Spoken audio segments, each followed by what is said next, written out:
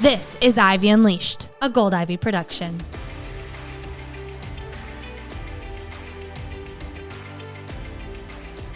Welcome back to the Ivy Unleashed podcast. We are so excited you are tuning in. The energy we are about to bring you, you are in for a treat. With the one and the only Lindsey Libel Roberts, welcome to Ivy Unleashed. Hi guys, thank you. I'm going to be honest, I tried to say the name and I completely butchered it. That is a mouthful. Lindsey. That's correct. Usually goes by Linz because she's a very warm, personable person. Anybody that's around Linz, she's a very magnetic soul, very warm, very funny. She's the type of person that you want to people watch with because what will come out of her mouth you'll just be rolling. She's hilarious. And Lindsey and I go back to college days. And since then, we got married a month apart. Oh, yeah. Have a handful of kids. And a handful, yeah. A bus full. And life has brought a lot of unexpected things, both of our ways, in a lot of different areas. And so Lindsey has a story to share. And I think you're going to love to hear this perspective for a lot of different reasons. I feel like I'm being very mysterious. I know you are. I'm like, what else did I do? Well, you gotta save a little surprise for him to hear what this is going to be, because it is kind of surprising the way that life can twist and turn in directions you don't expect. Yes. And what Brooke and I, from like knowing what you've been through, we keep thinking about how you're owning your happiness. And you've worked with Catherine, our coach, whose episode aired today, which I feel like is just divine timing. But Lindsey is the type of person that like saves her pennies. And the fact I'm that drinking my water slow so it'll last. So Lindsey is a saver, and for her to invest in herself was also very shocking. To work with a coach costs money. A lot. And I think it was really important that you did. So let's talk about your journey to owning your happiness, Linz. Wow. I don't even know where to start. COVID. I don't know if you guys are familiar, if you've heard about this COVID thing, but COVID was a very big eye opener for me. And I know a million people.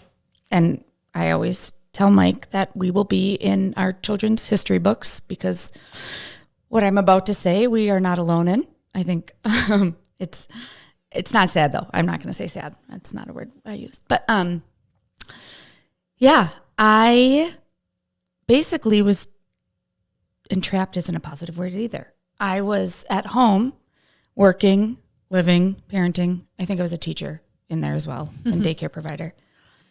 And chef. Yeah, there was a lot of things that I was doing. Housekeeper. Yeah. Yep. All of it tied up. Weather lady. And I typically am on the go, moving 100 miles an hour. I'm really good at like doing tasks that are up. Mike was in the military. So Mike is my ex-husband. And, married to him, a lot of my daily tasks, which now I've realized are probably just distractions, were about supporting everybody else. We lived in Colorado. He deployed twice the first 3 years of our marriage. We had 2 kids. We still have them. They're real cute. Moved a lot. I think we've lived in 7 places. And Mike is a freaking go-getter. He's like always dreaming up the next thing. So always busy. Both of us working our day jobs. He's always working his other side gig. And so we didn't spend a ton of time together through our marriage. And then COVID was like, I'm going to show you what's up. And then I feel like it was, holy crap, that was a really chaotic time, like in our house. And not chaotic necessarily in a bad way, but it was just busy. A lot was going on. But I think at the same time, like my busy brain was starting to like slow down. And yeah, I didn't have control over it, I don't think. And I started being like, holy cow, where has my life gone? Like, this is insane to me. I still don't know how old I am. I think my sister told me I was 36. I don't know. You're 36. Thank you. April Fool's Day. Woo! Yeah, there it is. So I think I just started getting scared because I was realizing like how fast time was going. And then it was like, holy crap. And then I needed space, definitely needed space. So I did what anybody would do. And I bought Mike a plane ticket to Colombia for 2 weeks. Because his family's from there. Yeah, sorry. I didn't like ship him off. But kinda. I was just like, I just need to breathe. And so, yeah, he left. It was great for him. Like he had a blast. But I had like a very eye-opening 2 weeks. I know a lot of people were like, how are you going to do this with the kids? It's 2 weeks. Like, and I was like, I don't know, but I'll just do it. And then it was, I was like going through it and I was like, this is easy. Like the kids and I were like jiving. And like, I feel like I was, which is weird, but I was like super calm. I was like leaving dishes in the sink. Like, do that later. I watched TV a lot. Yellowstone series twice. Which I remember telling my mom and dad and they were like, what? I'm like, yeah, I'm caught up. I'm right where you guys are twice. I know exactly what happened. And it sounds silly, but like I don't think I sat on the couch for like 2 years living in that house. I just didn't stop moving. I was just like, nope, I can do it. Anyone needed help? Yep, got it. I'll go here, I'll go there. And so it was really freaking scary. And I remember, it sounds awful, but it's not awful because it's what it was. But I remember when he was flying back and I was like, okay, I got to go pick him up. But I was like dreading it. And it was like, I didn't want him to come back. And I remember like picking him up and he like came in the car and I like hugged him. And I feel like he also, whether he will ever admit it, I don't know. But like, I think that 2 weeks changed him too. Cause I remember him saying like everything, he was super happy. And I think he was scared to say that. And I was like, it's okay. It's okay. And I remember he was like, so you weren't like dying to come pick me up? And I was like, no, no, I was okay. And it was kind of like, crap, like something's not right. And he knew it too. And I think it was just like, it felt like it was like a dam and then like it cracked and then it was like, there was no stopping it. It was happening and it was insane a little bit. So what was the timing of that? So COVID things are shut down. Mm-hmm. So he could obviously fly. So how far after, like what timeline is this? So that was November of 21. Okay. Yeah. He was gone for like 2 weeks right before. Yeah.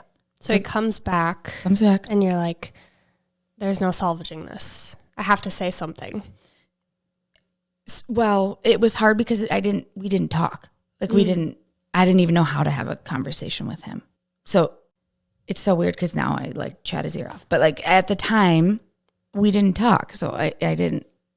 Which makes sense. It sounds weird because you're husband and wife, but in reality, you had a very fast engagement from dating to engage very fast. And then you had a very fast engagement to wedding.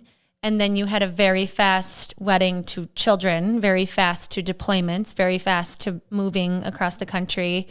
Everything was very fast and you weren't together, which I know you kind of said that, but I think that's important to hit home is that the communication, well, there's lots of different reasons why there's no communication about feelings. Lindsey grew up in a German home where that's just tough.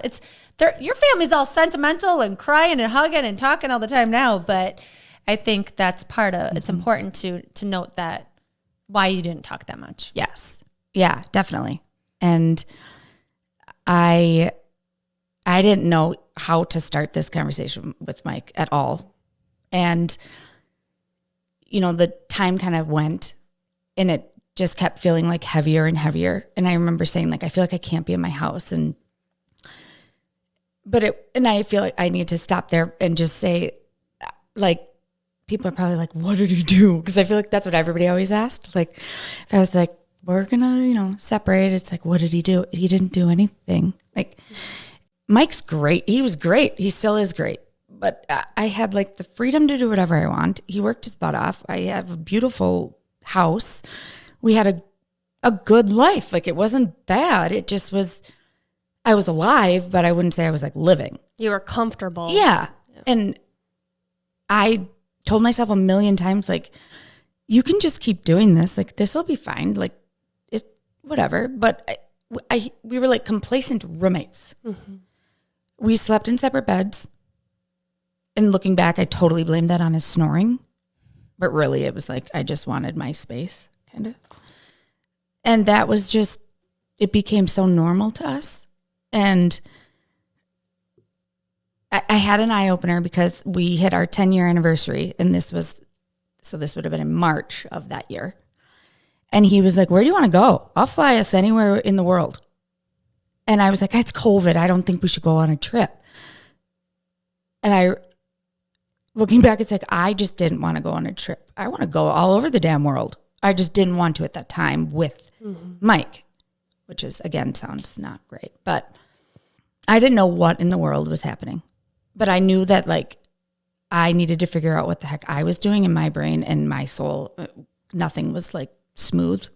And then it was Christmas. Mike is sentimental. Colombians, love him. And wrote a card to me. It's, like, right here.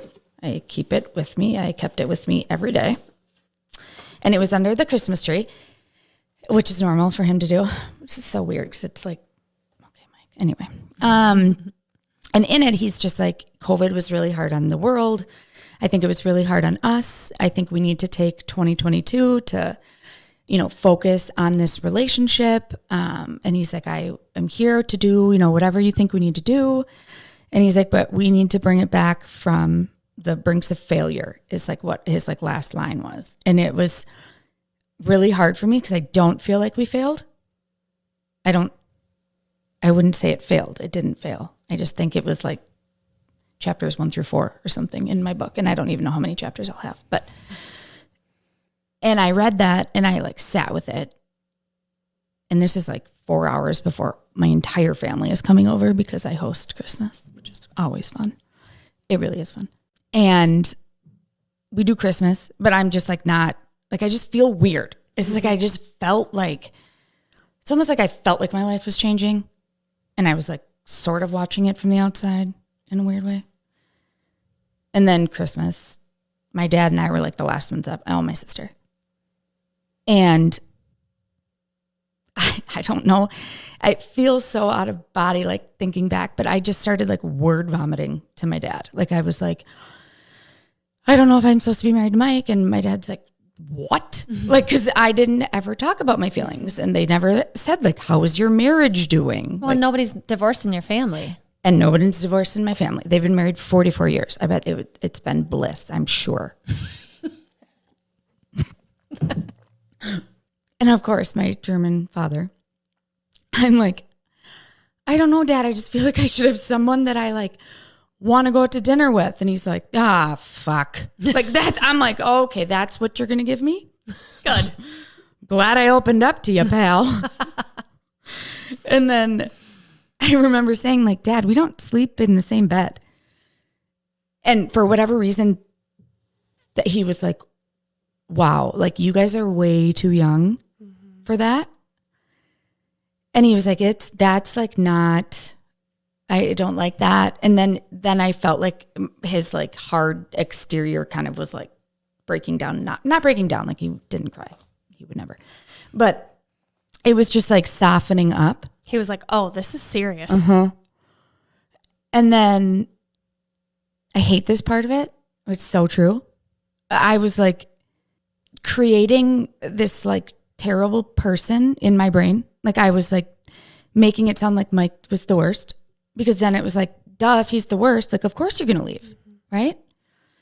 And he wasn't the worst, but I had him under a microscope, which is like, shame on me for doing that. Like, how dare I?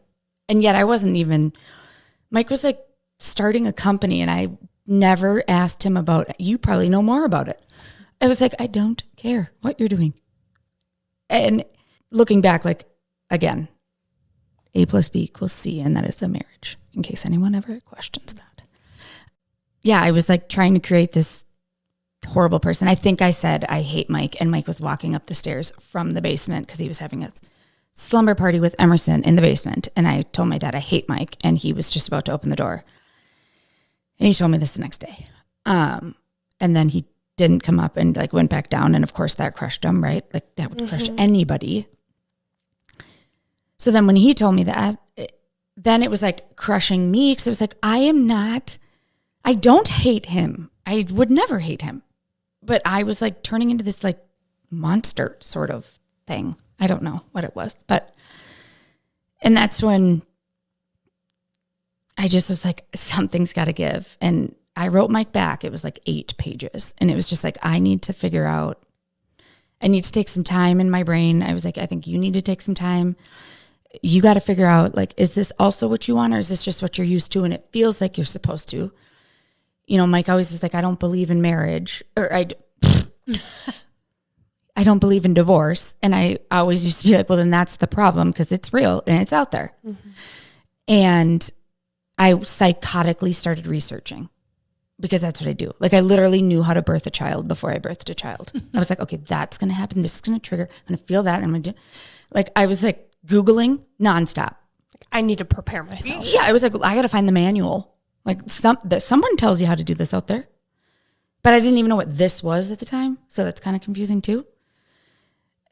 And then I was like taking quizzes.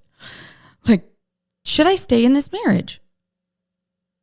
How do I have a conversation with somebody I don't talk to about how I feel? I don't even know if I am feeling. I was not feeling. I learned that. I had no feelings. And Mike used to say that for years. Mike was like, you are like dead inside. And I was like, are you kidding me? I'm like the funnest damn person here. Like, I'm not dead inside, but I was. Like, I wasn't actually feeling anything. I just was moving through. And then I went to, oh my gosh, if there was a resource out there, I was going to do it. And then I started listening to a shit ton of podcasts, because I was like, surely there's a podcast who has done this and they will tell me what to do. And again, I didn't know what this was. Then I went to a medium, because if she could see the future, she would tell me what I was supposed to do. So that was interesting. What was that like? Actually amazing. I think everybody should do it. How did you find them? Google. And you went in person? Yeah, I like literally scheduled it 3 hours, New Year's Eve, 3 hours before I went there. What did you learn?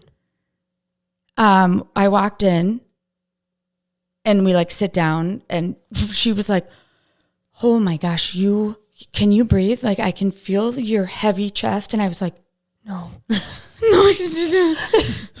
And it was fascinating. And she was like, I know nothing, because I didn't say anything. I just said, like, it's New Year's Eve. I'd like to come have an appointment with you. I forget what it was called. Mm-hmm. And she was like, wow, you are at like a crossroads in your life. And I was like, which road do I take? Help me. It's crazy. Everyone should do it, because she knows stuff that I'm like, nobody would have told her that. I mean, she knew what your dog looked like. Toby came. Oh, I cried so hard when she was like, there's a white fluffy dog. I'm like, Toby's back? Did she ruin your future? No. She was like, I think you know what to do. Actually, she said something that was super great. And I like try to remember this. I forget exactly what she said, but she was like, you have soul contracts in your life. And she was like, you had a contract with Mike and you fulfilled that contract, and so did Mike.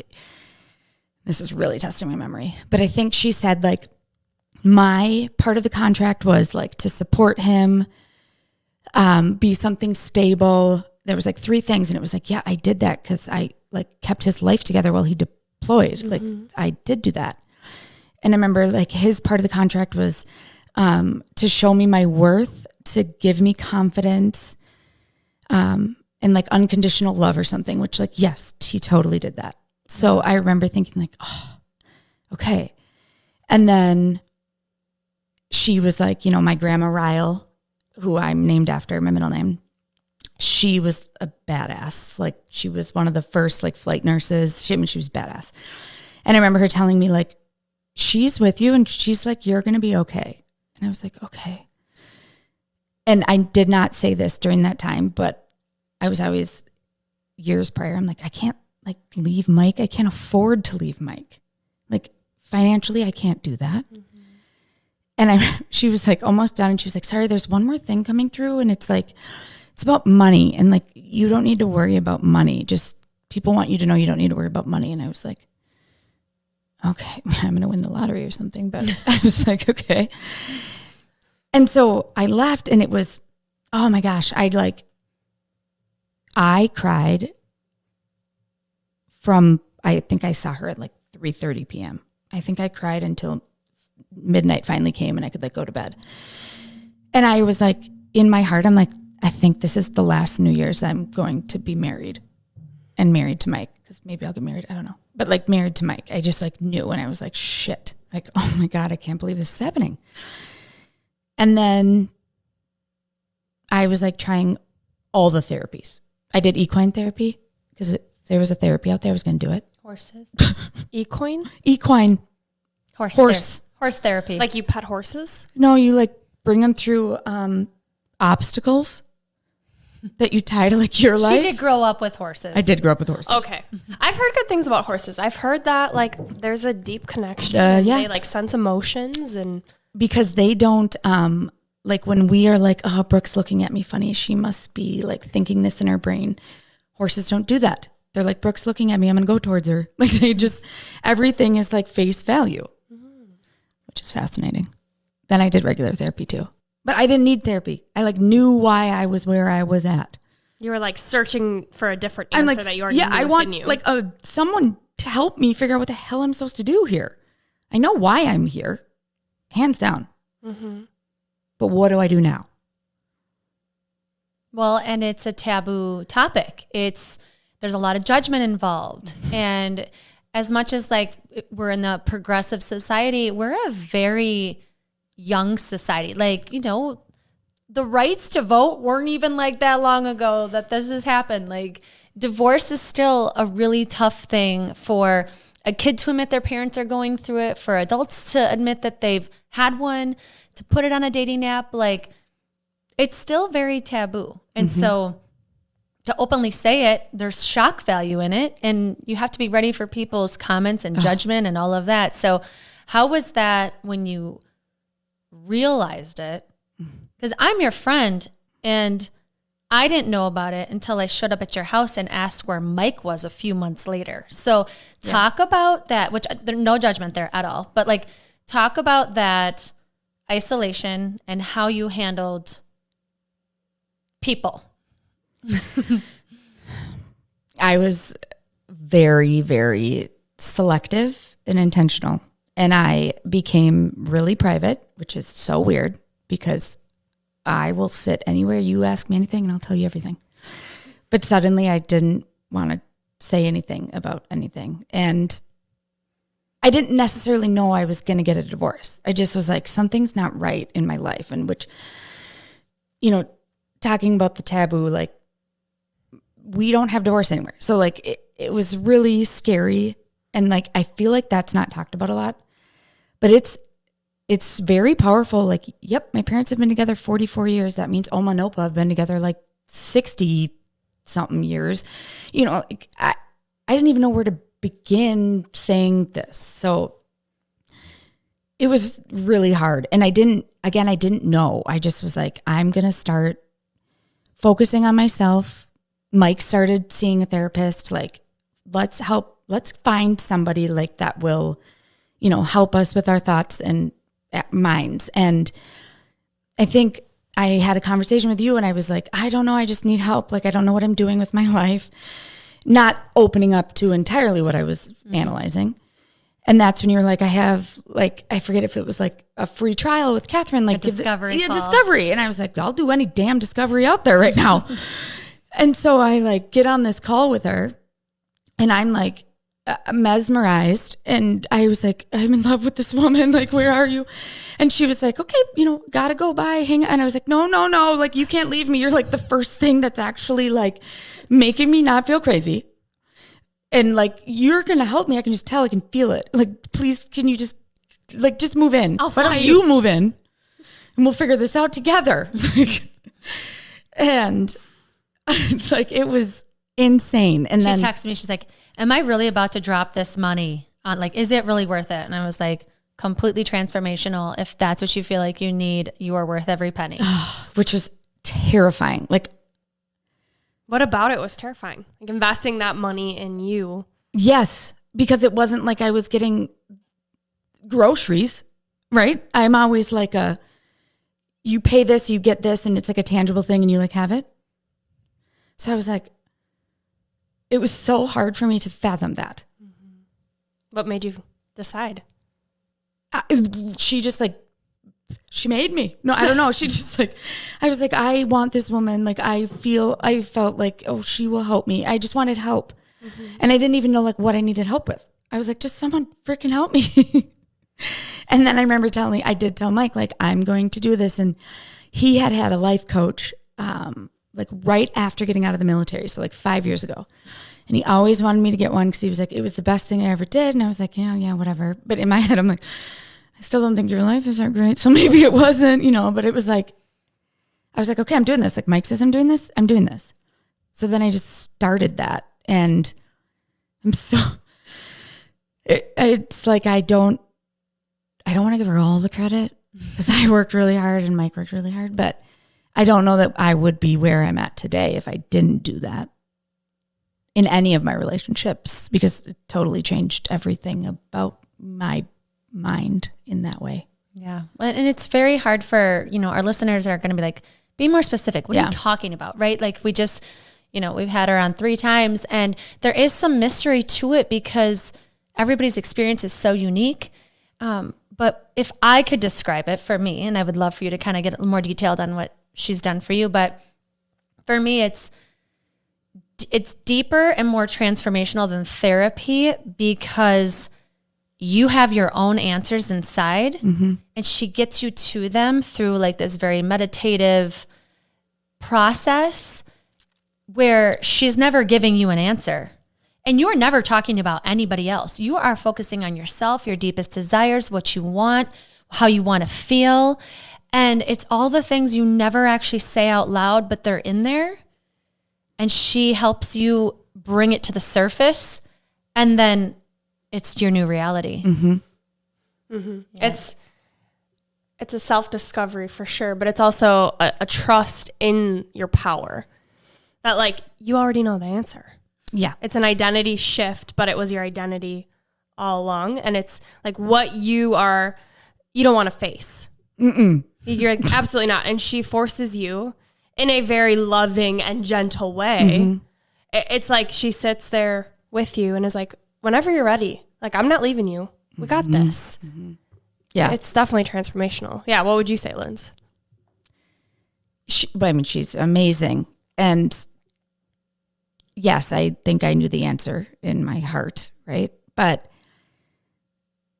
I knew the answer as far as like, I think there's more out there. Like, I feel like I should want something different. Like, but I didn't know like where it was going to go or what it was going to be. I just was like, I need to do like a life deep clean. Cause like this is just, it just didn't feel right anymore. And I mean, it was so silly. Like some of our early meetings with her, and she'd be like, if you could do anything, what would you do? And I was like, I don't know.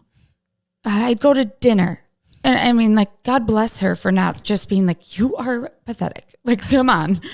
But again, like, I didn't even know how to feel. Like, I didn't even know what I wanted. I was like, I don't know. How many women do you think that's the same for them? That brings me to a thought. Mm-hmm. When I finally did start telling people, like, I just don't know if I should be married. And they're like, everybody does that. Like, there's so many people that are doing this out there. Everyone's separating. I'm like, where the hell are they? Who? Like, it's like, no, okay, you say that and you think that, and I know it is true. But in the moment, I'm like, I don't know anybody else who's going through this. And to be honest, nobody else will go through it because that was my thing. That was me and Mike's thing, me and the kids' thing.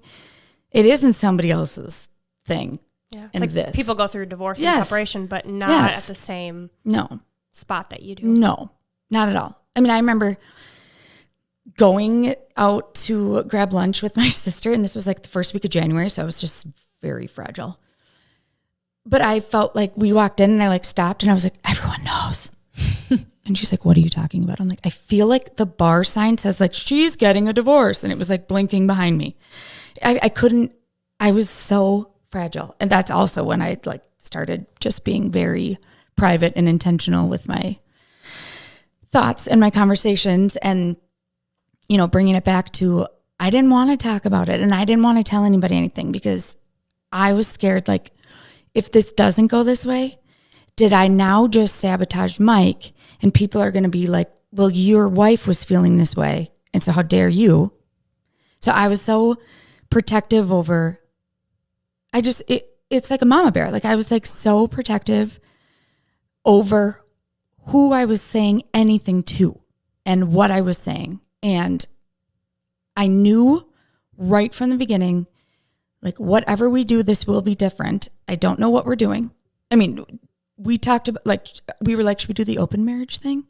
Like we literally, we didn't know what we were doing, but we knew something wasn't right. So it was like, or do we stay married? We just have different houses, you know? But I'm like, well, no, because like I want to hug somebody, you know? How did you have these conversations? Oh, because you said earlier you didn't talk at all. Correct.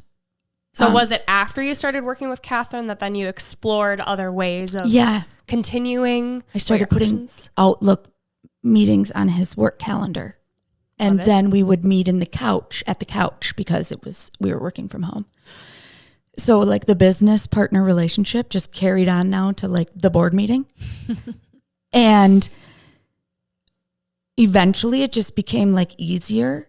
And like shame on me, right? Like I could have maybe been talking to my entire marriage. I don't think it would have changed anything necessarily, but like we were able to have communicate then.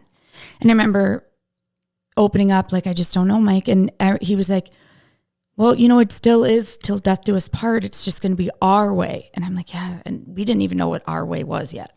But we just knew like, we're doing this. Like if it doesn't feel right, we're not doing it. If like we were just putting ourselves at the center of every decision.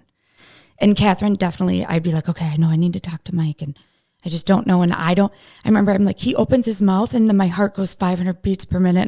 And she's like, we got to work on that. Like, that's ridiculous. Like he could just be telling you the mailman's here. Like, so again, it was like not fixing. I don't think I was broken, but changing myself to change my relationship with Mike. Like it started from you, started within you. Yeah. I think too with divorce, Brooke and I both have divorced parents, and there's this idea that it has to be a certain way where it's he said, she said, it's your fault, it's his fault, it's this or it's that, right? There's this polarity and it's someone's fault, right? And I think the idea is so beautiful even, and we're going to keep getting into how this went down, but like to have you both sit on a couch to talk through this lovingly and openly, to be like, we're going to do this our way, is such a foreign idea that it can be a peaceful, open discussion of, I'm feeling this way, I'm feeling disconnected. Like it's both of us and we're writing each other letters and we're sitting on a couch. Like, I just want to applaud that to start. It makes me emotional because it could save so many kids traumatic experiences, and divorce can be so toxic. And, you know, I suffer in my relationships from the way things went down when I was a kid, and I don't anymore as much because of how my parents have reconciled now. But it takes a toll when you're a kid, and for your kids to have these parents that are writing each other letters and to know something's off and to take a step back and get a therapist and get a Catherine is so huge. And if people could just do that, they might end up together. They might not end up together. But just taking those steps of like, what's going on with me and what's going on with you, and put it on the Outlook calendar, but like make it happen. Just so proud of you for doing that. Yeah. Thank you. Yeah. It was hard.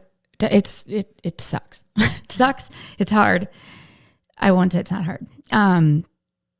But I used to just get so pissed because I would I remember telling my mom, like, okay, I think we are going to separate, Mike's going to move into this townhome. And then she was like, I'm so mad at Mike. And I was like, well, then be mad at me too. Because again, like it's A plus B equals C. This is not Mike's fault. It's nobody's fault. Like it just is what it is.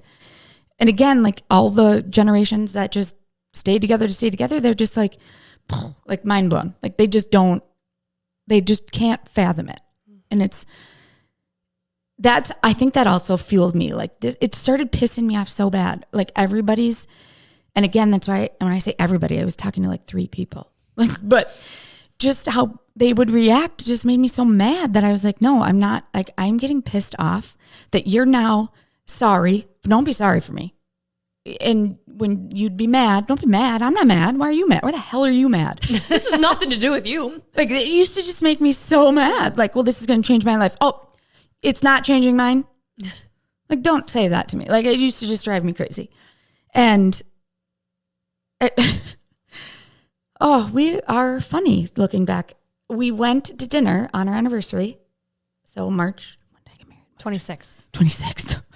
But we went to dinner for our anniversary. So he already had moved out, and we were still doing things super, again, not weird. Like society sucks. Like it makes me want to say all these negative words, but like it was not negative. And so I was going to say we were still doing this like weird thing. It wasn't weird. It was great. The kids were still sleeping at the Cove House, and Mike was coming over after school and staying until bedtime and then going to his townhouse and sleeping there, which we named La Chateau, because none of the houses were going to have these negative names or anything associated with it. But so we were at dinner, and this is a restaurant we always used to go to. And we were just like looking at each other, and he's like, someone's got to make the call. And I was like, I think we're going to do this. Like, I think we're going to separate. Like, we're going to divorce. And he was like, okay. And like came over and we like cheersed our drinks. And then we were like talking about how like the next step. And I remember saying like, okay, I just said it out loud. I don't know where to go. So like can you do the legal shit? Cause like, I don't even know anything on where to go. Oh my gosh. And the waitress walked over and she was like, hi, I hear we're celebrating something tonight. And I like look at Mike and he's like, we are. We'll still take the dessert. And I was like, fuck. And then I'm like, Mike, I think the people around us, because we're not quiet people. I'm like, I think that they are really weirded out because I think they could hear us like cheersing because we were going to get a divorce. And it was like, we didn't care. I didn't care. Like, I was like, whatever, let them think we're freaks. I don't really care. I walked out of that with a leftover cake, flowers, a card, and the okay to get a divorce. Their ride home is probably more boring. I did have something to celebrate. Yeah, like this is fine. Like, it's okay. Like, it just, all the negative things. And, it was so hard. Like, I wasn't trying to be like an actress, but I also was like, everybody is watching how we are doing this. And when you live in the neighborhoods you live in today, I mean, people are like, there's like the 3rd different car is in your driveway this month. It's like, okay. Yeah, but the same person was stopping by to say hi. They have 3 cars. I mean, people judge you for everything. And I remember Mike and I were like, we didn't want to ever do anything that would fuel anybody else. Cause it's like, no, screw you. Like, don't even try. Don't try. So I think that's why we were just so intentional with those kids and like not talking about it freely. Like, it was a privilege if I had you come over and I wanted to tell you that this was happening, because I had a list And Mike had a list, and it was like, okay, as soon as I stop crying next week, I'm going to have this person come over and I'm going to tell that person. And it was like so slow. But it was like probably, it was the hardest time until it like actually took place. Like knowing it was coming. And I think, I was like, yeah, just come over. I haven't seen you in a while. And it was so hard. You were the first friend out, like a person I was going to tell. And I was like terrified because this is hard. This is going to be hard to say. Lindsey, it's fine. Say it. There's nothing to be ashamed about. Just say it. Mike and I are Griffin's godparents. And it weighed really heavy on us, both of us. Because it was like, shit. Like, she picked us to be this couple to guide her son, in this, like, what you think is, like, the right life or whatever. And so I remember just, like, this is going to suck to tell you. And I wanted to it sucks because it's like I didn't want to cry because then people are like, oh, you are sad. It's How like, could no. you not cry though? Yeah, I'm like, I'm okay. I know I'm crying. I'm okay. I'm going to cry. But you're also I'm feeling my feelings. Yeah. But you're putting yourself in the moment of how you felt then. Yeah. So and I just was like, okay, like we're doing this, Andrea. And like you started crying because everybody cries. And then I was like, I'm so sorry. Like I just felt so terrible. And I remember you being like, you were like, not that you said I don't care, but you were like, it's okay. Like, I'm proud of you. Like, I wanted someone, a real person to guide Griffin. Like, it's not, I'm proud of you for like being true to yourself. And then, slowly it felt like every like important person that I told, it started feeling better. And like, I asked my aunts to go to happy hour. I mean, I should just do it weekly because it was so fun. But they were like, why are we here? Like, Linz, why are we here? And then I remember like, I just told them and, at the time I was like, but it's okay. Like we're getting along. Like we're not fighting. It's like, okay. And I remember my one aunt was like, she just was bawling and she was like, I am so proud of you. Like, I wish I had the strength that you have. And so people started like empowering me where it was like, okay, like the people that I care about at the end of the day, I don't need 500 people to be proud of me. The people that I care about that are on this list are like, it's giving me that affirmation. Like, I'm proud of you. Like, it's okay. Like, if you're okay, this is okay. I like FaceTimed I had 4 bridesmaids that I like didn't really still communicate with a lot. One of them was like my best friend from high school that I hadn't talked to in 10 years. And I sat on the couch and I was like, here goes nothing. Because like I wasn't going to allow them who stood up at my wedding to hear from somebody else. Like, absolutely not. This is not happening. Like, I will tell them. And I didn't have to do that. But I was like, I wanted to respect the people that I thought needed to hear it from me. And then, yeah, I just remember like Oma and Opa finally came home from Florida and I was like, I got to go do this to the Germans. Mm-hmm. And they were great. And I was terrified. And as soon as I'm bawling because it's Oma and I'm like, I don't want to hurt you. And my sweet Opa. And like, I start bawling and they're like, it's okay. Well, first Oma was like, did Mike do something? And I was like, no. And she was like, okay. And so it was like, okay, did I just think that they were going to handle it like trash or like, where did this come from? And it just slowly started being okay. But like, we didn't tell the kids' teachers. I was like, they don't need to know because they're going to come to me if they're like, I'm a little worried about Emerson or Elena. So I was like, we don't need to tell anybody. Like, and not that I was ashamed of it. I just wasn't going to be like, hi, I'm Lindsey, I'm divorced. And like, this is Emerson and his parents are separating. Like, I didn't want labels because no matter what anybody says, the second someone hears some of those words, they already have the feeling that and how they react. They've already created it before I say it. And Mike and I both were like, we're never going to say like child support. Please don't ever say that word. Like, I was like, just don't. And custody? No, we're not saying those words. Like, And we never said divorce. Like, I don't think my kids have ever heard the word. Like, it was like, no. Like, we can call this what we want to call it, and we can do this how we want to do it. And it doesn't really matter if other people can't understand it. Because last time I checked, they aren't actually in the marriage. It wasn't A plus B times 2 equals C. So it was like, we were starting to become like this like united front. Like, don't screw with us. And it's like our relationship came back through figuring out how to separate. And I am like so thankful because I have that person back that I needed, that, you know, was my soul contract.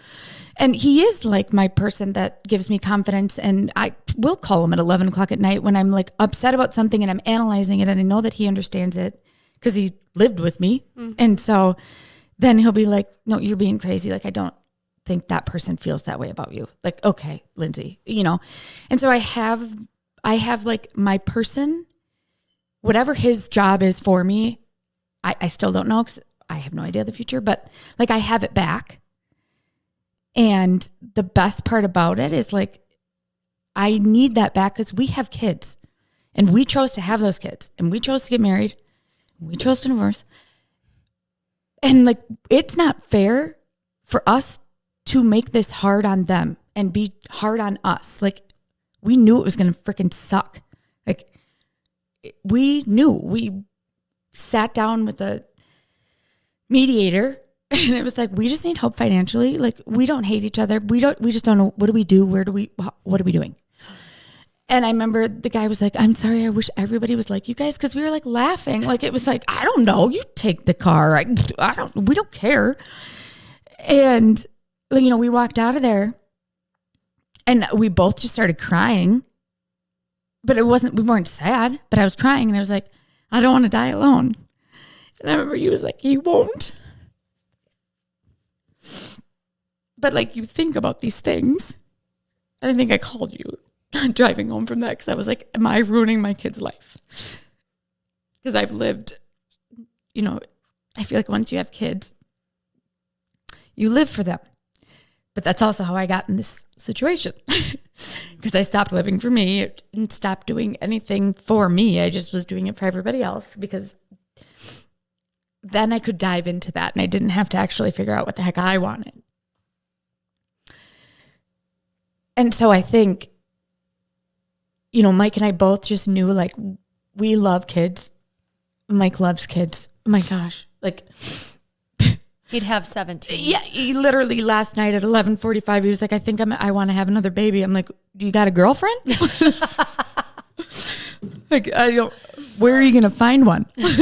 You know, it's just, we knew like we need to be intentional on what the heck we're doing because these two little souls, these empaths, I don't know where they came from, like are going to, and Mike, I'm like, they're going to absorb everything, how we act, what we do, you know, they're watching and they are going to soak it in. And so we started like doing all these like really not weird, beautiful things. You know, Mike and I was like, if you think I'm going to meet you at like McDonald's to transfer the kids, you're insane. And we would call it like the transfer. It was like, we have all these super strange, but they're us words where it was like, no, I'm going to like carry my children into your home and I'm going to hang out and I'm going to walk around and I'm going to not make it this terrible, like, peace out, you're your dad's problem now, kid. Because I think that's how they would feel that way. Like, mom squealed her tires leaving. She must really not like us. Like, I feel like that's what they would think. And so it was like, we are going to hug, even if you're mad at me about stuff, because you will get mad at each other going through this. It sucks. Freaking sucks. But like, you're going to hug me because the kids are watching us. So you're going to hug me because that is like what they are going to say or what they're going to feel. And then it was like, well, love is like, I love love. I love the word love. Love. I love to hear it. I love to say it. I love love. which is so weird because I got divorced, but I love love. And so it was like, I still wanted the kids to hear that. And so did Mike. And it was like, but it felt weird to us to be like, hey, I love you, bye. Not to the kids. We would say I love you to the kids, but like Mike and I. And then I randomly was like, I got love for you, homie. And it like stuck. And every single time we hang up the phone, we drop the kids off, we leave, gymnastics. It's like, I got love for you. I left out the homie. I leave that out every once in a while. But we still say like, I got love for you. It's like abbreviated in our texts. Like no one knows what that means. But it like started to feel good because it's like, yes, we are separating and I'm going to be alone in my house. And that is really freaking hard when you sit in your house alone for the first time in 13 years.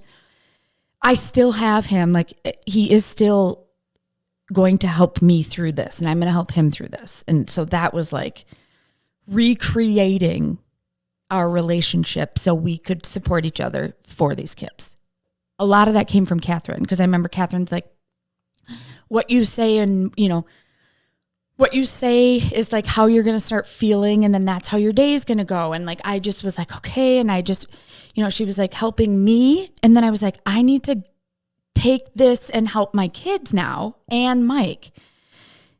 And I was like, okay, like I was driving the kids to school one morning and I was like, okay, we're going to start something. And they're like, what now, Mom? Like I was doing lots of stuff. I was like, you just are going to say me. And I'm going to say a couple things and you answer with me.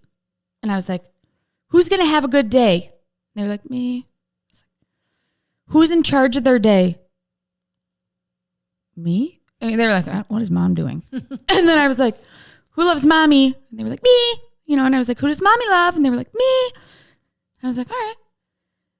Well, that was 10 months ago and we've done it every single day. And I think I have like watched it literally change those kids. And trust me, their me is really loud now. And they smile and they love it. And every once in a while they throw in another like, who's happy it's snowing? Me. Like, I'm like, okay.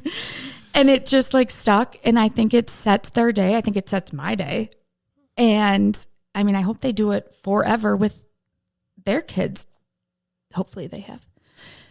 But I think it was just some of those like little things we were doing and like making these bracelets that I have not taken off and Mike hasn't either, or Mike and Emmer haven't either. But Emmer was like really struggling with separation and like going back and forth. And I was like, I started reading The Invisible String, which everybody that has a child should get that book, or anybody who has separation anxiety like myself should read it to themselves every night. But, and, so then I was like pretending to tie string on Emerson's wrist, strapping him at daycare or at preschool. And I was like, that's ridiculous. Let's make some damn bracelets. Like, I don't need to pretend. So then I made these bracelets and Emerson says, Mommy loves me. And then it's Emerson. And so then I'm like, you touch this when you're feeling sad, and it like started with when you're at school. And then that was in place. Like the first night they stayed at Daddy's, like, don't forget you touch your bracelet. I'm there. Like, I got you. Like, I'm still with you.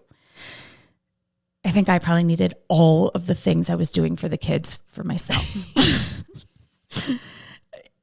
Yeah, totally. What's that like when you're home the first few times and they're gone and you're starting this permanently? Really sad in your soul. Like, not sad. Like, I knew they were fine. Right. And I knew it was like steps to take.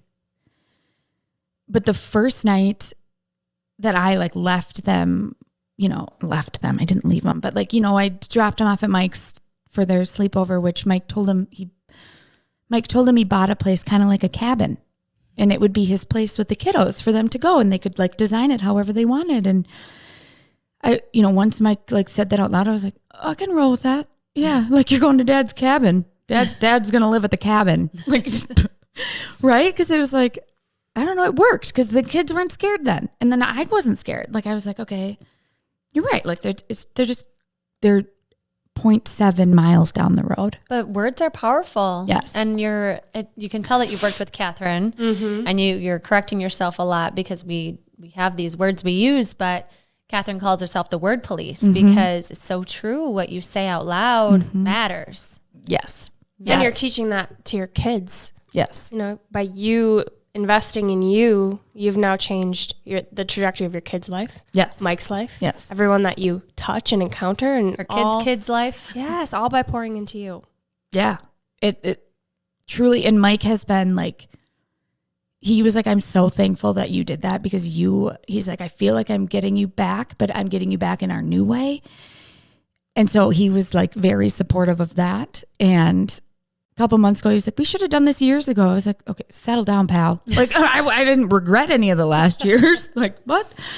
But we both are so much happier and the kids are so much happier. And I'm not making that up. Like, I think people think like, oh, you're just like saying your kids are happy. But like, there has been times of like true validation sitting at their conferences when we didn't tell anybody. And, you know, Emerson's preschool teacher is like, I don't know what has happened, but Emerson is like just blossomed in the last couple of months. He's like talking about his feelings and helping all of his classmates. And he's so happy. And I remember like looking at Mike and we like smiled. I think we high-fived. And the teacher was like, yeah, you guys should be. And I was like, no, we separated 4 months ago. You know, and she's like, huh? And she's like, I had no idea. And I was like, that's the point. She's like, can you write a book for me to She give was to all like, the other parents? I was like, I didn't want you to know. Like, I wanted you to organically assess the situation. And I remember her like thanking Mike and I. She's like, thank you so much. I watch what parents do to children and how they impact them every single day. And I would have never thought that that's what was happening at home. And so it was like, yeah, like, so just those little pieces of like happiness through like the hardest thing ever, like were just popping up. And I think every single time it just kind of like fueled Mike and I a little bit more. What do you think some of those practices were that helped with your cohesiveness? Sharing our feelings.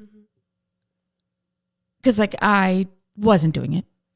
Where I'd be like, okay, Mike, my heart is pounding. I'm really, really anxious. I really need you at this transfer. Like you grab the bin and just like be super positive and happy. And because I'm about to crack, I can feel it. And so he would play that role during that time. And so then I could, you know, leave and bawl and be hysterics and like feel my feels.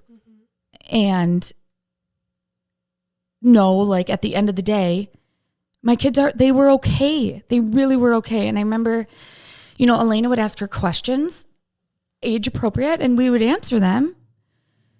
You know, and she'd be like, why do you and mom, or why do you and daddy have separate houses? And it was like, because we just realized we're way better mommy and daddies when we have our own space.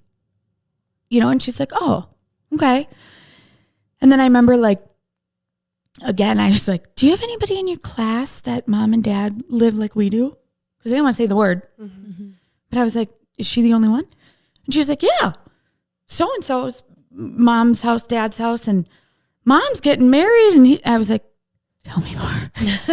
Tell me their names. I was like, yeah, what do you think about that? She's like, I think it's great. And I was like, okay. Like, we're going to roll with it, you know? But it impacts every single relationship in your life. And, you know, my niece and nephew, very similar to you, live 4 doors down.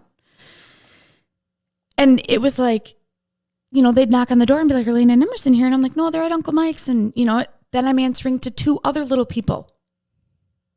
Like, why are they at Uncle Mike's? Because it's Uncle Mike's time. You know, and like how I react is how they're going to engage and take it in. I don't need them 4 doors down bawling because they're worried about auntie. Like, don't be worried about me. I'm okay. It's just different. It's how we live, you know? I think that was just being intentional on who I was saying, who I was talking to, what I was saying, how I was saying it. Being truthful. Because again, trying to make up that I hated Mike. I didn't hate Mike. Just realizing that. And Mike, like if I had to have an ex-husband, I'm glad I have him, you know? But then sometimes people are like, we could never be like you and Mike. And it's like, do you think this is how we were operating and that is why we got a divorce? Because it's not. I can tell you that. We worked our asses off and invested back in our relationship to get a divorce. So it's like, yes, you could do this if you wanted to. You don't want to. At the end of the day, you don't want to, which is hard for some people to hear, for sure. Yeah, I think about being intentional and the effort that requires, the thought, the communication, the probably breath work and getting enough sleep. And like you said, you work your ass off, but I think it's important to acknowledge that it is easier to bash each other. It is easier just to say the first thing that comes to your mouth. It is easier to like try and make yourself look good and just, listen to your ego and make yourself like hopefully look better than he's making you look, right? And it's this battle that people get caught up in. I think anything really worth it, anything that you're really proud of or anything that is really beautiful in your life, it's because you went through some hardship. You went through some tough times. You worked your butt off to have this beautiful thing. And I think that speaks to this. And it's important to think about like the easy move isn't always the smartest one. Even though in the moment, your impulse decision might be to bash your ex, but if I could say anything, that is the worst thing that you can do. And anytime I talked with you or Mike, because the day that you're talking about, I called him to make sure he was okay too, and you were very concerned about him, is just exactly what you're doing, where you refuse to talk poorly about each other, and not even like in front of your kids, but to anybody. You never know when your kids are around the corner. You never know what they're hearing. They can pick up on your energy, And so I think that's really powerful that you guys did the work, like the tough, not so easy work. And Mike's not going to go away. Like, he's my kid's dad. So you're damn right he's going to be at the soccer game, because if I'm sitting there watching it, he's watching it too. But, I was like, I can either make this hell or I can make this like, okay. And it's been actually, which is so weird, it's been kind of fun also, like doing these things that people didn't think we could do. That fuels you. It's like, oh, you think that? Watch this. Like getting a dog and having the dog go house to house? Yes, my Moco. Our Moco. Yeah, that people thought we were crazy. So we always wanted a dog. We talked about it all the time. But again, I was like, I can't get a dog because am I going to stay married to this man? I don't know. I analyzed everything. I wouldn't even go get takeout. But we got Moco, and Mike and I, only to each other, we were like, we're going to get a divorce puppy. And I was like, let's do this. And he'll just stay with the kids and go with the kids back and forth. And whenever I would say that, people are like, what? It's freaking awesome. It's magical. When they're a puppy, you deal with it for 2 days and then it's carry on, Moco. But the kids, and Mike the other day was like, that was the best mental health thing we did, because it helped us too. It'd be silly if we said it didn't. It was our therapy dog that stayed with the kids. They always had the one person thing with them. They love it. It was we were growing our family while getting divorced. People are like, that's really weird. But again, we were like, I don't care. They're not raising the dog, and they're not raising the kids, and they're not getting divorced. We are. So let's do this how we want to do it and make it easier, the easiest we can on us. What is going to help us? Let's do that. But people have a lot of trouble understanding that. Did you ever find that lonely? Yeah. How'd you deal with that? Crying. Feeling the feels. Feeling the feels. Crying. Journaling. I wrote down a lot of things. If I was finding myself saying something over and over and over, I would just write it down and then be God, no, move on. Let's go, kid. But yeah, feeling the feels and just reminding myself and listening to my sessions with Catherine on repeat. I think something too to bring up is, you're painting this picture of what it can be, but it doesn't mean that it's perfect, and it doesn't mean that it's easy still. Yeah. Because you texted me on Christmas and you were really struggling, and you guys are in a good spot. So talk about that. Even though you and Mike are in a great place and the best you feel you've been in your relationship, why holidays are hard. Holidays are hard. Thanksgiving, was the first holiday where we were totally legally divorced. We were well into this. This train had left the station. And he got invited to Thanksgiving before I did. His family doesn't live here in Minnesota. His family's in North Carolina. My aunt and uncle host Thanksgiving, and he ran into my uncle at Costco, good old Costco. And my uncle was like, yeah, Thanksgiving's at 2, whatever. I didn't even have the family invite yet. I'm like, hold up, what? Then I was like, oh, whatever. I mean, yeah, if they want Mike there, he's been in their life for 13 years. Like, yeah, you can go to Thanksgiving. I don't care. So I didn't think anything of it. Like, I was like, yeah, I don't care. It'll be fine. The kids will be there. He's like, can help me. And then I ended up, I hurt him on Thanksgiving unintentionally because I was like, you should be so thankful that you're here. And I realized that came across like as a huge dig to him. So then, him and I are crying in my aunt and uncle's garage. And it's like, it is hard. It sucks. It's hard. It's really hard. And then who I am, hopefully after this airs, dating still, I didn't even think to tell him Mike was coming. And then when I did, like, I hurt him and I'm like, what? And he's like, you didn't tell me Mike would be there. And it's like, I didn't even think anything of it. And he's like, well, I would like to know that he's around. And it's like, why? But then I'm like, I'm the same way. Like, to him and knowing like, oh, there's a girl at your house. Who's this girl? But I think me knowing like, no, Mike and I, our relationship is something so different now. I like really don't think, I just don't think Mike and I would ever be back together. I remember when we did our Zoom divorce, we were like, we can still get married again. Like if we needed to, like, let's just let's go. But I didn't realize I was like, at that point, I felt like I was hurting everybody. And I remember just bawling, and I was driving his father's truck down to his family the next day, not Mike, who I am dating. And I spent like 2 hours crying and like my mom called and she's like, how you doing? I'm like, well, I hurt Mike yesterday and I hurt him, the other one, and I'm like failing everywhere. That's how I felt. And, and then she's like, well, are you okay? I'm like, nobody actually asked me yesterday if I was okay. Because it was hard. It's hard. No, I'm not okay. But I'm trying the best I can. And, then Christmas, again, like my favorite thing ever. We're hosting that. And I was like, no, Mike, like we're going to do presents, Christmas morning for the kiddos. And then it's not a theme, I promise. But then I bought him a plane ticket. Bought him a plane ticket to go see his family on Christmas. And so I knew like he was leaving before I was going to actually host. So it was like, okay, I don't have to do that battle again. I did it on Thanksgiving, I won't have to do that.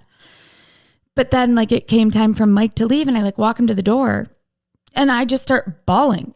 And he's like, what's wrong? I'm like, I'm not sad. I'm like really happy you're going to see your family. And I'm like, thankful I don't have to juggle 2 men.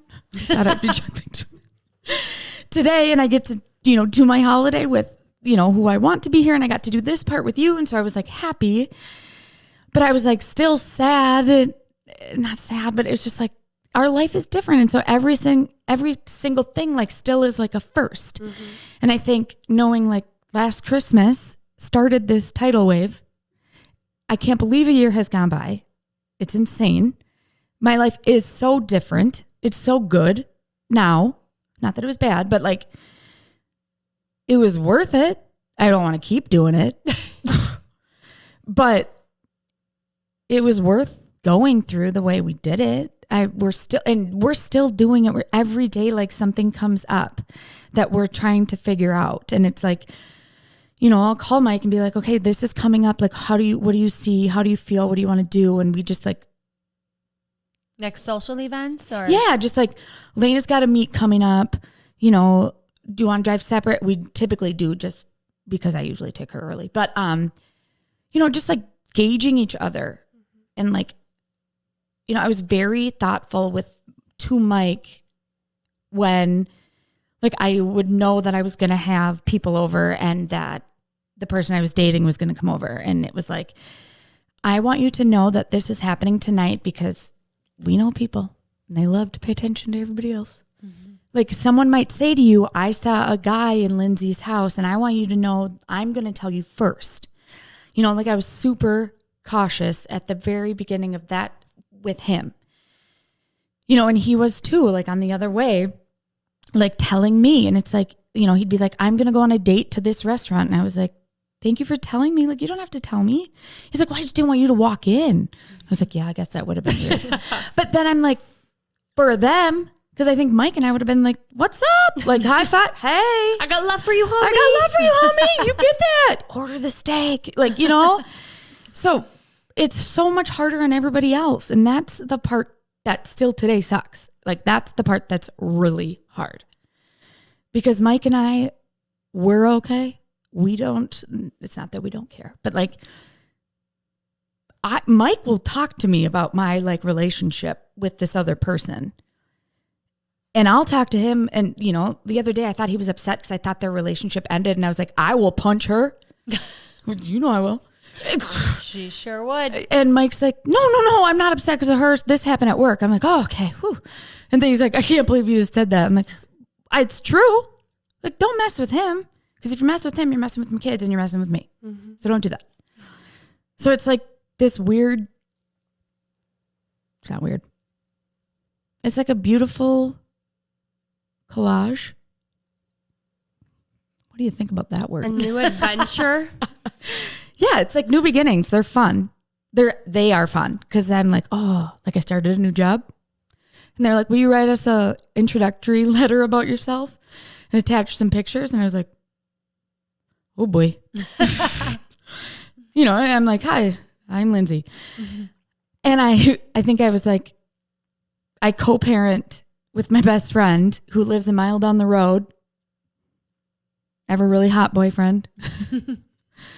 And life is good. And I remember being like, yeah, like I'm not going to, like, I'm not letting these people create this bad thing. Like, hi, I'm Lindsey, I'm divorced and my life's not. Like, no. I was like, this is it. And we're doing this. It's great.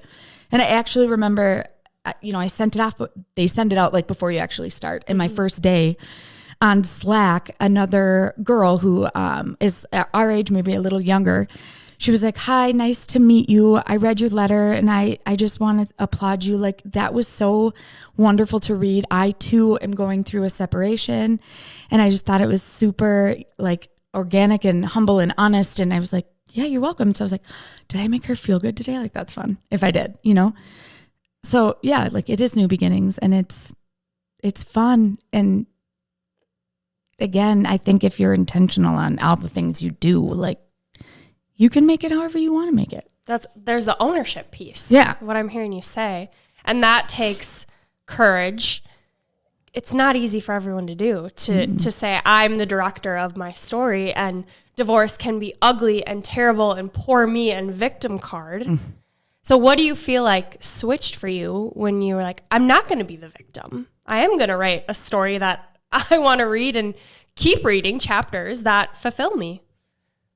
You know, like working with Catherine and realizing like she was like, she's like, I wish I could really remember what she used to say to me right now, but she was like, your intent is to like make other people like feel good and feel alive and like live in your energy and, you know, all of this. And I think at those beginning stages when I would say that and people were like, I'm sorry. And then they would, that was like, yuck. Like, get that don't energy do away. that.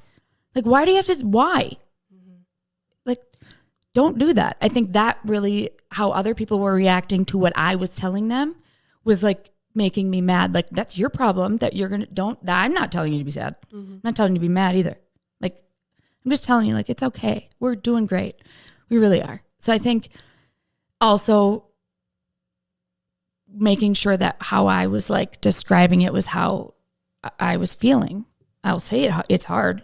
It's hard. It sucks. It's very emotional, sad. You question everything. It questions every relationship, friendships, siblings, parents, grandparents, family, neighbors. It impacts and affects everything. So it's hard. How are you prioritizing how you feel over how they feel about it? honestly, it's like back to that like deep cleaning of my life that I did. Because I was caring so much about all these other things that I was not even realizing how it affected me. And now I just like,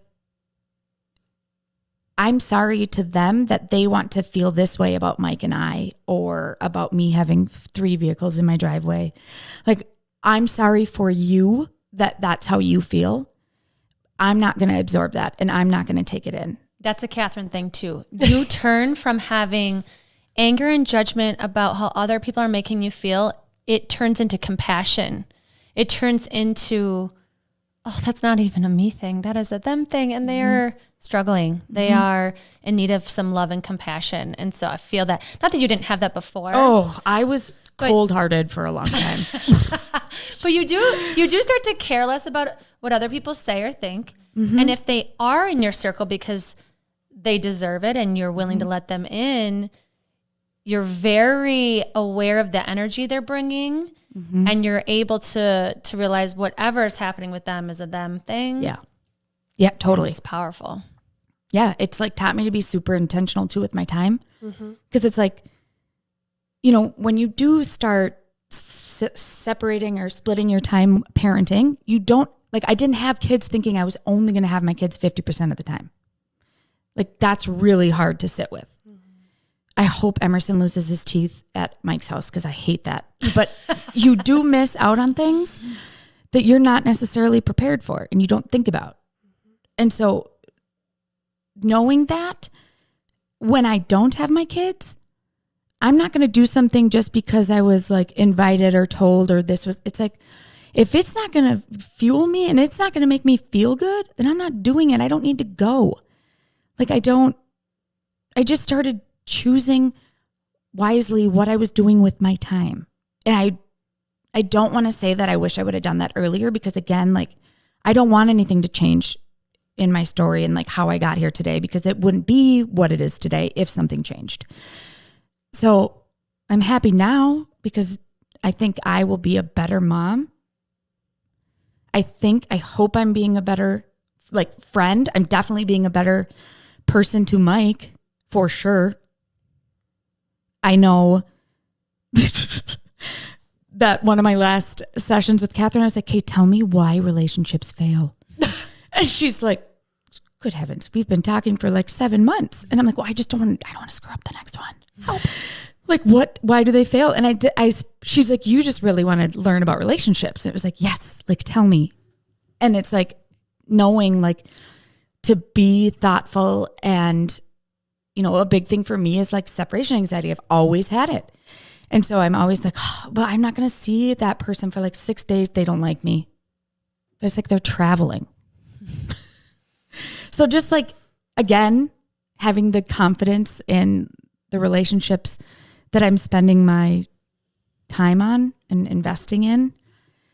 And if it's not making me feel good, I just don't want to do it anymore.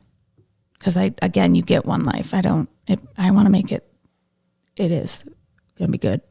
Amen, sister. Mm-hmm. What's it like entering a new relationship? Or what was that like? Is this PG? I'm just kidding. Never. It can be any rating we want. Well, scary, because it's not just Lindsey. I have 2 kids, and I have an ex-husband. And a dog. And a moco, which means booger in Spanish, just in case you guys wanted to know. Of course it does. And so at the beginning, you know, when I would have a little time, it was like, yeah, I'll come hang out with you. Because it was like going to keep my mind off of the fact that I just dropped the kids off, you know. But then I'm like, ooh, like it's like I didn't know, like, am I doing this right? Like, I don't know what I'm doing. I haven't dated somebody in 14 years or whatever, however long. I don't know how I'm supposed to do this. I have no idea. And I was like really honest. It was like, I'm going to screw up and I'm not going to know what to say. And I'm going to say the wrong thing. And just know, like, I'm working on it. I'm trying to figure this out. And he was the best through all of that. Cause he was like, he knew I was seeing Catherine, and he was just like, you are going to be so thankful no matter what happens in life that you did this. And I'm like, yeah, that's true. But then eventually I would tell Catherine, like, this is making me happy, and our kids are making me happy, and I want this stuff to start being in the same place. Like, I want happy at the same place. I want it all together. And so I was like, I think I'm going to do it. And I was like, but I'm actually going to have a group of people over, and I'm going to have him come over. And then my kids, I'm just going to be like, Mommy's having some friends over, and we're going to hang out. We're going to play outside. Because I know he was very intentional too. Like, you know, he's like, I like you, but I need to make sure that I like can mesh with your kids and your kids mesh with me. And like, I know that's you. I know that that's your, like, you know, you're a package deal. So like, I want to watch and feel this too. And so I was like, well, then I'm certainly not labeling this with anything. Mm-hmm. So it was like Mommy's friend. And then they like just started interacting. And then I remember like the first time he slept over, I had another couple sleep over, and I was like, the roads are bad, so they're going to sleep over. But it was like a way to not mask, that's not the right word, but like smoosh him to sleeping over without slowly.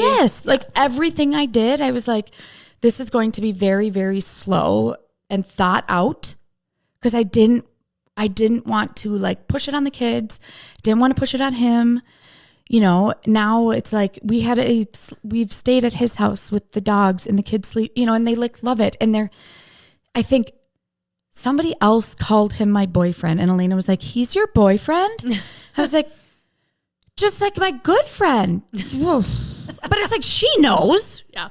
Like, Mom, just say what it is. And Emerson's had a boyfriend and a fiance since he was 3. So it's like, he's like they're like, come on, Mom. You know, and now it's like no big deal. And they like probably like spending time with him more than me. And Moko loves him. You know, it's like, and Mike's like fine with it. You know, it's good. But it's hard. Because I remember one time he was like, I got upset because of something he chose to do. Weird.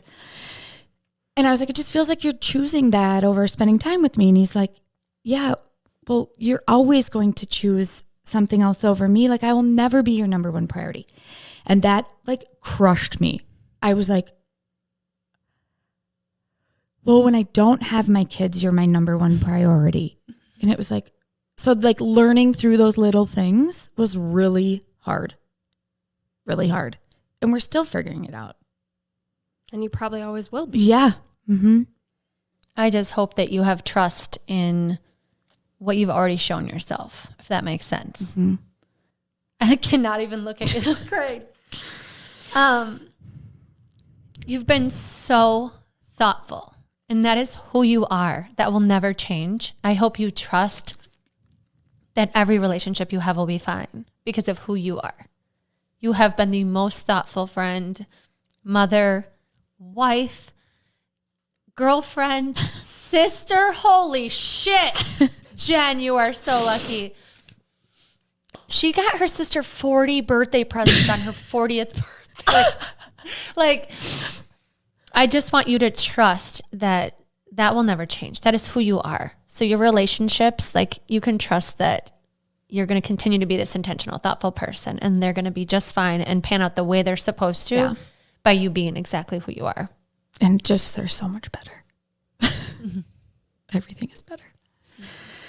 And as Catherine says, the better it gets, the better it gets, baby. And we are proof. Catherine, shout out. You mean you've gotten a million shout outs, but all 3 of us love you. This We're is so like grateful. a Catherine commercial. I know. But it just speaks and to... so it is.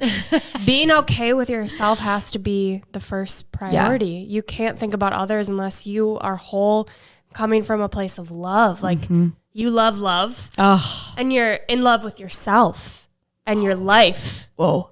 And that's powerful. Yeah, it's hard to admit to. A little bit for me. But that's probably another episode. But I feel like you're continuing to create these shifts to make sure that you're okay. Your unit is okay. Any negative energy, get the hell away. Oh, yeah. It doesn't matter. Divorce is so taboo and everyone's placing their judgments, and this is our thing to navigate and to work through. We're going to do it our way. And I think that's so beautiful and something that as we've come from divorced parents. People listening have their own experience with divorce. Like, it is a very unique experience, but more often than not, it's not good. No.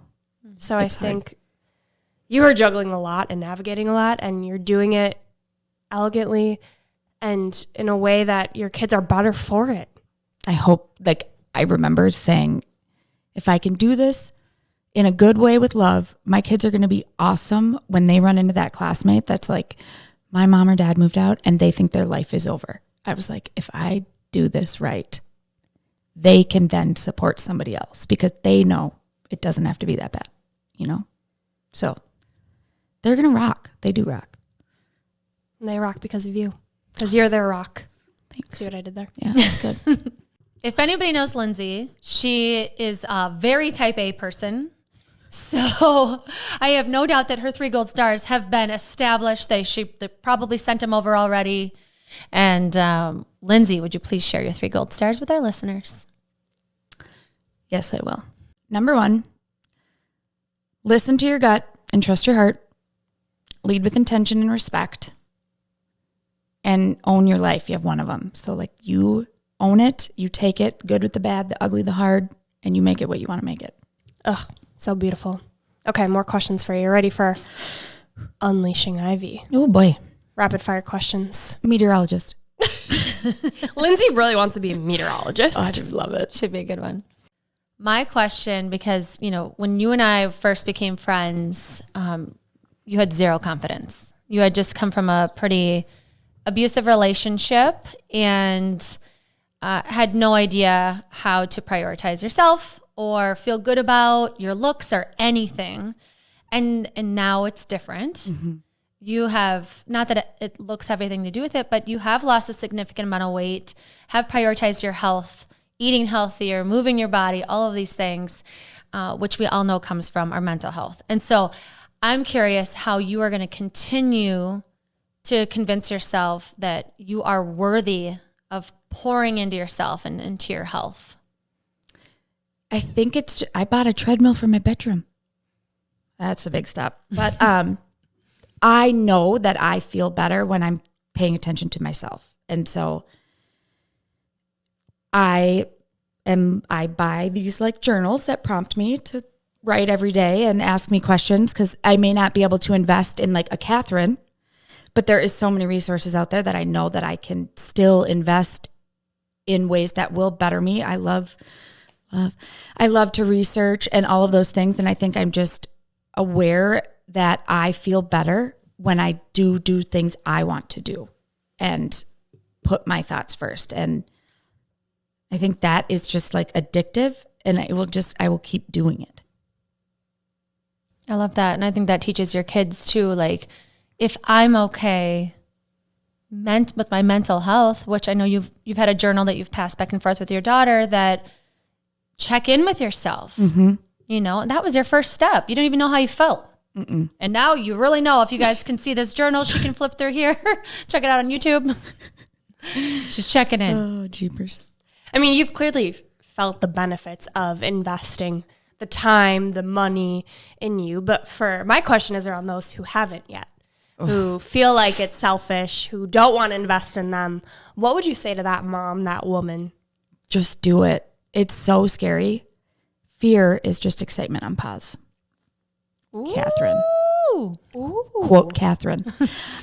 She used to say that to me like every time we met because I was always so scared of everything. And if you even are questioning that, like I want to do something for myself, just do it because it makes everything else rich. Like my feelings, I thought I loved love before. Everything I feel is like, I can't ever say the word, exacerbated. That one. Everything like feels bigger, but that means the suck and the sad is sad, but like the good is good. And like, it just do it. Just do it. It'll make you better. And who doesn't want to be around somebody better than somebody you already like? Like when they get better, you want to be around them. People want to be around good. You get better. People get better. Yeah. Everyone gets better. Yeah. Yeah. There's a reason it's calling on your heart. That's what I'm hearing you say. Yeah. Yeah. So there's a reason. Listen to it. Listen to your gut. trust your heart. Just take it slow. Go back to the 3 gold stars. All right, last question. You know it's coming. I don't know. What is one thing you wish you would have known sooner? That I'd be okay. And that my kids will be okay. It's a good one. And Mike, he's decent. Everyone would be okay. As long as you're okay. Continuing to pour into you to make sure you're okay. Beautiful. So proud of you for sitting here today. This takes balls. Yeah, and it's a lot to reflect on. It's a lot to figure out how to express this in a way that, you know, you've felt a lot of raw feelings in a lot of different ways, in a lot of different stages. And I think it's important not only for you to do that, but to share it, how divorce or separation can look. It doesn't have to be a super ugly word if it is full of love. And the fact that you and Mike have created a better relationship, I'm so happy that you're in this place and that you sat with us to share your story. This is very powerful. People in 70 countries are going to be listening to this. That's terrifying. Or more, probably more by the time it airs. Oh, good. But I think it's important to see that love can be anywhere with anyone in any circumstance. It's very powerful. And I'm so happy that you took the time to reflect and sit here. And I just love you so much. I love you. Thank you. I love you. Remember, if you don't tell your story, somebody else will, and you won't like it anyway. Ooh. Ooh. Tell your damn story. You're helping so many people, including us. We love you. I love you guys. Good. All right, Linz, we hate to see you go, but we love to watch you leave. Will you share your piece of gold with our listeners? A broken crayon still colors. This is Gold Ivy signing off. Listen to your truth and go chase your gold.